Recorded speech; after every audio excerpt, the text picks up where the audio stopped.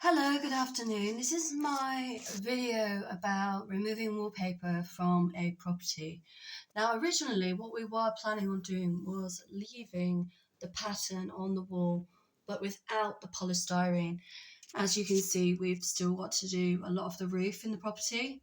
Because of the age of the property, and at the time, it was one of the things that was on the market, and a lot of people brought these polystyrene tiles, and it was also used in the decor for like wallpaper for their property. Although in a way it's a good insulator, which is something you definitely want in any building. You want something that's going to keep you cool in the summer yet warm in the winter.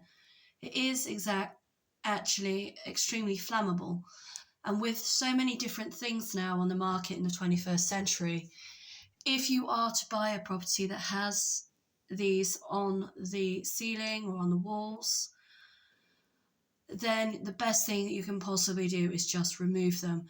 So when people are saying about, I want to get on the property ladder, how do I do that? There are ways around that in today's society. There's a lot of changes that have been done to help people get mortgages and get onto that property ladder.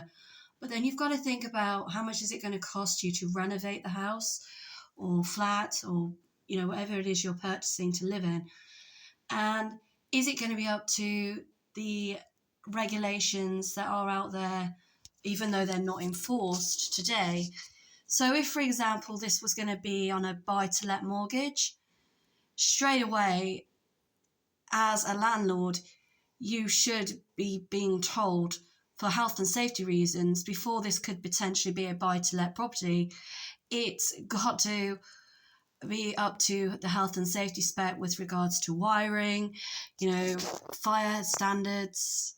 It's all good and well putting a smoke alarm up the top of the stairs like this one's got, but if you can't get down the stairs without burning plastic dripping on you, which could cause even more damage to you, then I strongly feel that any property, before it is sold or is rented out, needs to undergo more scrutiny. So again, if I was going to buy this house, which obviously I'm not, you would have to say to yourself, okay, how long is it going to take me to basically strip all of this flammable stuff off, and then of course get rid of it. At the moment, we've done quite well. We've managed to do the entire landing, which has ended up filling about 2 to 3 black bin bags. But again, this stuff will go in general waste. It'll end up in a landfill. So, stuff like that you want to be thinking about before renovating or taking on any projects. Now, these are the walls. They're pretty sound, but they're very sandy. I mean, the premises itself is over 100 years old. And another reason I've done this second video is you can actually see that I've took off the first layer of wallpaper. So this is the bare brick of the wall. But now I have painstakingly got to take off a second layer. Now, what a lot of landlords will do, especially in buy-to-let properties, is they will do what I class as whitewashing.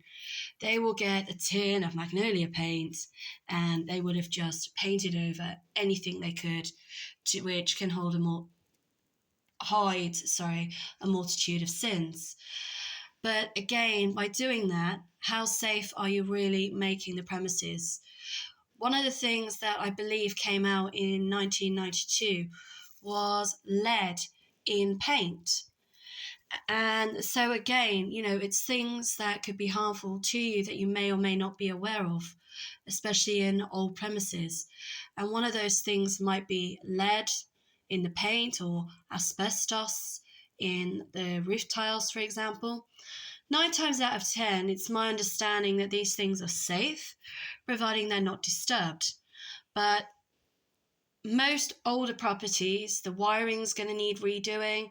People are not going to be happy because there's not as many plug sockets to plug in things like iPhones, laptops, all the everyday gadgets that 21st century families or even people who live on their own can't seem to live without. So if you're then having to like drill into walls or change plug sockets to make them fit your iPhone,